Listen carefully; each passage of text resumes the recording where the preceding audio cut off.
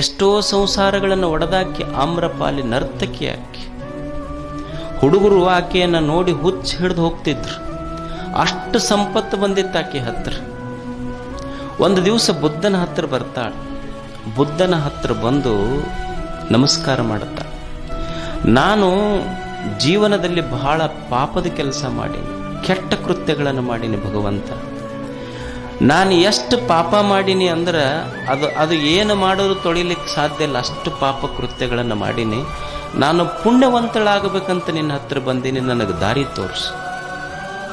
ಬುದ್ಧ ಅಂತನ ನೀ ಏನೂ ಮಾಡೋದು ಬೇಡ, ಪ್ರವಚನ ನಡೆದಿರ್ತೈತಿಲ್ಲ, ಸುಮ್ಮ ಕೂಡಿಲ್ಲ. ಅವಾಗ ಆಮ್ರಪಾಲಿ ಅಂತಳ ನರ್ತಕಿ, ಅಲ್ಲ ಗುರುಗಳೇ, ಪಾಪಿ ನಾನು, ಏನಾದರೂ ದಾರಿ ತೋರಿಸ್ರಿ, ಪೂಜಾ ಪುನಸ್ಕಾರ ಹೇಳ್ರಿ ಅಂತ ನಾ ಬಂದೀನಿ. ನೀವಂತೀರಲ್ಲ ಸುಮ್ಮನ ಕುಂದ್ರಂತೀರಲ್ಲ, ಸುಮ್ಮನ ಕುಂತ್ರ ನಾ ಮಾಡಿದ ಪಾಪ ಬೆಟ್ಟದಷ್ಟಿದೆ. ಸುಮ್ಮನ ಕುಂತ್ರ ಹೆಂಗೆ ತಿಳಿಯಾದೀತದು ಪಾಪ. ಅವಾಗ ಬುದ್ಧ ಅಂತಾನೆ, ಏನೂ ಮಾಡೋದು ಬೇಡ, ಸುಮ್ಮ ಎಲ್ಲಿ ಗುರುಗಳೆರಡು ಮಾತು ಹೇಳಕ್ ಸುಮ್ಮ ಕೂಡಲಿ. ಆಮ್ರಪಾಲಿ ಅಂತೇಳಿ ಹೆಂಗ ಪಾಪ ಹೋಗ್ತೈತಿ, ಸುಮ್ಮನ ಕುಂತ್ರ ಹೋಗ್ತೈತೆ. ಬುದ್ಧ ಅಂತಾನೆ, ಒಂದು ಕೆರಿ ಐತೆ ನೋಡಿ, ಕೆರಿ ನೀರ ಎಮ್ಮೆ ಅದು ಅಡ್ಡಾಡಿ ಗೊಡಗಾಗ್ಯಾವ ಅದ್ರಾಗ.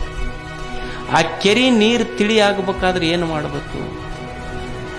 ತಿಳಿ ಆಗಬೇಕಾದ್ರೆ ಏನು ಮಾಡ್ಬೇಕು? ಏನೂ ಮಾಡೋದು ಬೇಡ, ನೀ ಏನಾರ ಮಾಡಿದ್ರೆ ಮತ್ತಿಷ್ಟು ಗೊಡಗಾಗ್ತೈತಿ. ಅದಕ್ಕೆ ಬುದ್ಧ ಅಂತಾನ, ಕೆರಿ ನೀರು ತಿಳಿ ಆಗಬೇಕಾಗಿದ್ರೆ ನೀ ಏನೂ ಮಾಡಬೇಕಾಗಿಲ್ಲ, ಸುಮ್ಮ ಕೂಡು, ತಾನ ತಿಳಿ ಆಗ್ತೈತಿ. ಅದು ಅಷ್ಟೇ, ಸುಮ್ಮ ಕುಂದ್ರ ಅಷ್ಟೇ.